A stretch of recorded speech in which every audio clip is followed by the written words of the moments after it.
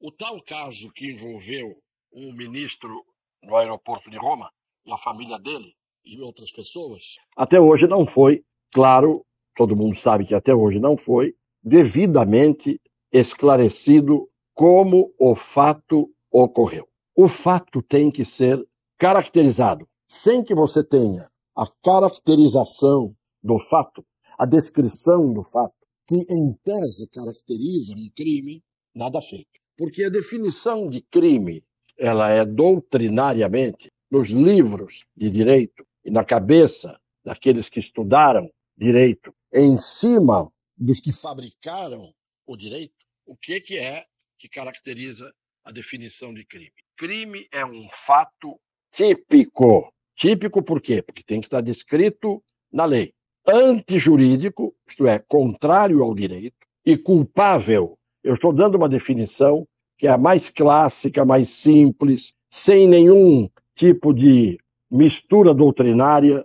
Muito bem, eu dei essa explicação inicial para deixar claro que é preciso haver um fato. O que é que aconteceu no aeroporto de Roma? Qual foi o fato? Há duas versões, no mínimo. Uma versão apresentada pelo ministro e a outra versão apresentada pelos outros protagonistas daquele atrito, daquele conflito, ou daquela discussão, ou daquilo que houve no aeroporto. Muito bem. Há dois fatos narrados. Cada lado sustenta um fato. Não pode, evidentemente, haver dois fatos diferentes no mesmo instante. Quais são as duas versões? Uma versão, a do ministro, é de que houve agressão a ele, ou pelo menos ao filho dele, e ofensas a ele, ou ao filho, ou à mulher dele. Qual é a versão do lado oposto? De que não houve isso. Ao contrário, quem agiu de forma truculenta teria sido o filho do ministro. E o ministro é que teria feito a ofensa. Muito bem. Estávamos todos e estamos todos esperando as imagens das câmeras de segurança que a polícia italiana capturou no momento em que houve o qui pro quo, o charivari, no aeroporto de Roma. Muito bem. Numa versão, a imagem que foi divulgada, uma imagem foi divulgada, mostrando o ministro chamando alguém que está ao lado de quem está filmando de bandido. Então, a única ofensa verbal que até agora se escutou, com base nas imagens, que não vieram todas à tona, porque o relator do processo, o ministro Dias Toffoli, decretou sigilo das imagens, quando, na verdade, todo mundo tem o direito, por ser uma questão que envolve uma figura pública e que fez uma acusação, todo mundo tem o direito de ver as imagens para ver quem disse a verdade ou quem disse a mentira. Pois bem, das imagens que apareceram, só uma tem som mostrando o ministro dizendo bandido. Ele diz isso a alguém que está perto, próximo, ao lado de quem está filmando. Ele faz isso, empurra o próprio filho para ir na frente, ou ambos viram à direita o que parece ser um corredor e acabou-se.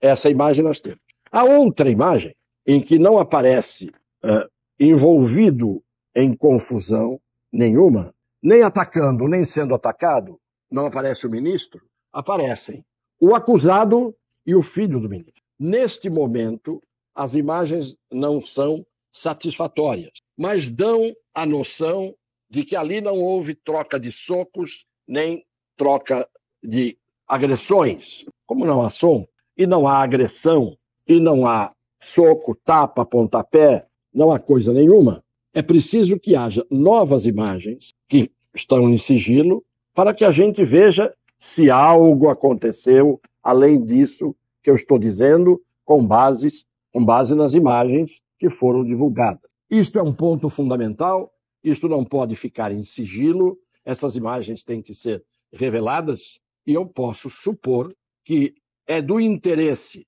de todo mundo que as imagens venham à tona, porque só quem está mentindo é que não tem interesse de que as imagens sejam vistas por todo mundo. Se um dos lados está mentindo, não quer que as imagens apareçam. Muito bem. Agora, o que é o pior de tudo isso? O pior de tudo isso é que o relator desse inquérito, que deveria ser tocado pela polícia, inicialmente, do Estado de São Paulo, porque a lei diz que se há um crime cometido no exterior, o juízo competente para fazer a apuração do fato é o do lugar em que aquela pessoa que agiu no exterior morou pela última vez no Brasil. Pois bem, o acusado pelo ministro morou e mora em São Paulo, no estado de São Paulo. Então, a polícia que deveria cuidar disso, começar a investigação, seria do estado de São Paulo. Muito bem. O pior de tudo é que o relator desse, aspas, inquérito, que normalmente é conduzido pela autoridade policial, é o que diz a lei, esse relator, Dias Toffoli, decretou sigilo de algo que tem que ser público.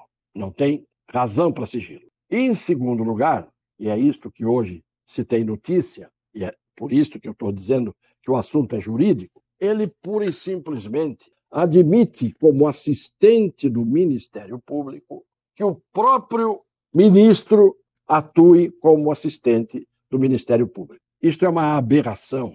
Isto, do ponto de vista do conhecimento do direito penal e processual penal, revela um analfabetismo jurídico total. Como é que o relator admite assistente do Ministério Público? O que é o assistente do Ministério Público? A lei diz que a parte considerada vítima pode colocar um advogado para auxiliar o promotor que vai fazer a acusação no processo. Chama-se assistente do Ministério Público, portanto, o advogado da vítima, que vai, eu estou encurtando, porque há possibilidade de não apenas a vítima, mas o seu cônjuge, os seus ascendentes, os seus descendentes, seu irmão, colocarem um advogado para ajudar o promotor na acusação. Muito bem, o ministro Dias Toffoli, amigo íntimo do ministro Alexandre, aceitou esse assistente do Ministério Público que vai representar o ministro Alexandre. Em primeiro lugar, não há nenhuma imagem até agora, e é o que eu falei, que mostre que o ministro Alexandre foi vítima de qualquer coisa. Se alguém tivesse sido vítima, seria o filho dele que teve o tal encontro com o acusado, como eu já referi aqui. O ministro Alexandre não se envolveu nas imagens divulgadas, não se envolveu, a não ser para chamar de bandido alguém que seria o antagonista, né?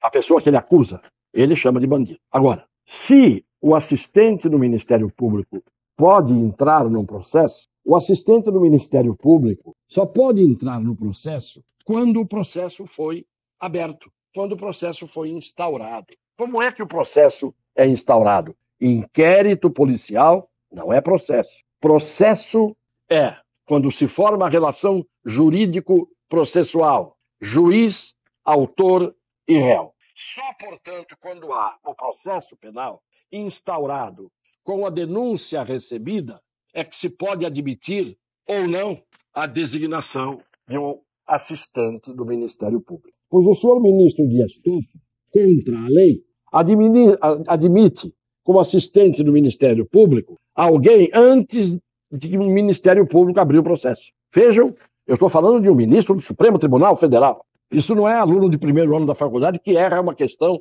na prova. Pior ainda, a Procuradoria-Geral da República está recorrendo contra a decisão do ministro Dias Toffoli, exatamente porque a Procuradoria ainda não ofereceu denúncia contra ninguém.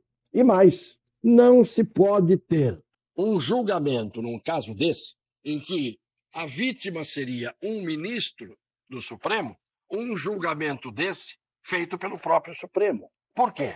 Não é apenas o ministro que se diz vítima que está impedido de ser julgador nesse caso. Os seus colegas íntimos do tribunal também estão impedidos. E nem deveria ser relator de um inquérito que não deveria correr no Supremo Tribunal Federal, um amigo íntimo do ministro, que também é ministro, o Dias Toffoli. O que diz a lei?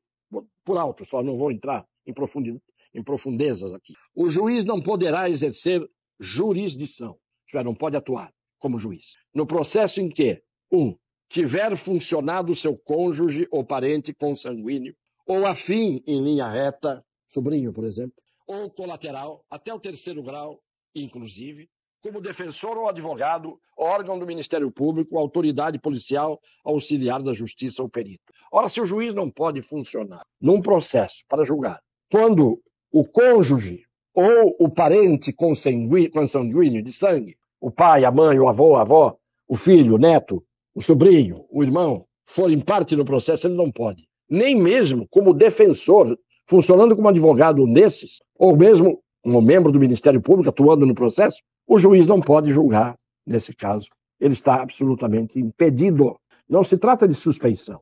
E não vou entrar nisso também agora. Suspeição é uma coisa, impedimento é outra. E impedimento é absoluto. Não pode. Suspeição, dependendo do caso, vamos ver se o juiz é suspeito ou não. Mas há casos em que a lei já diz claramente, não pode.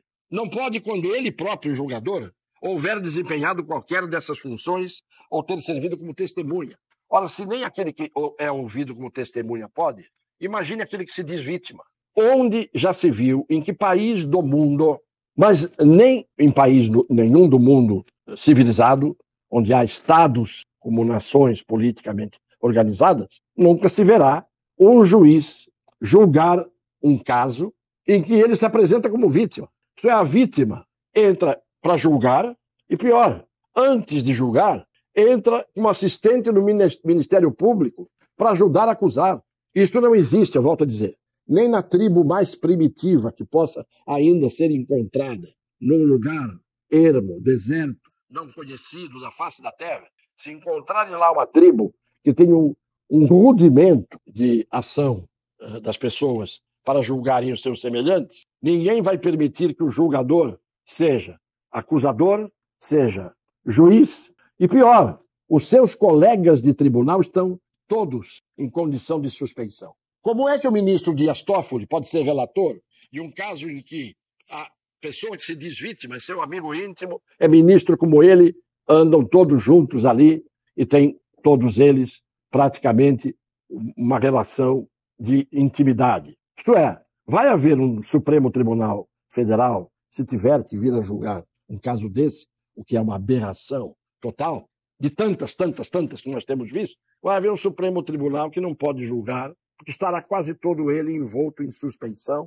E isso no final, porque no começo já está havendo um absurdo de um ministro relator presidir um inquérito, que ele não tem o poder para fazer isso, aceitar como assistente do Ministério Público o próprio julgador, um outro que se diz vítima, que é julgador de si mesmo, no caso em que ele se diz vítima. Eu fiz esta live só abordando questões jurídicas de direito, porque por força de ter lecionado 38 anos como titular catedrático de faculdade de direito penal e direito processual penal, além disso, eu estudei quase que o dobro desse tempo para aprender, para poder ensinar. Então, eu não posso ficar calado diante desses erros que estão sendo cometidos. Estou chamando de erros para dizer o mínimo. Não posso ficar calado. Não é?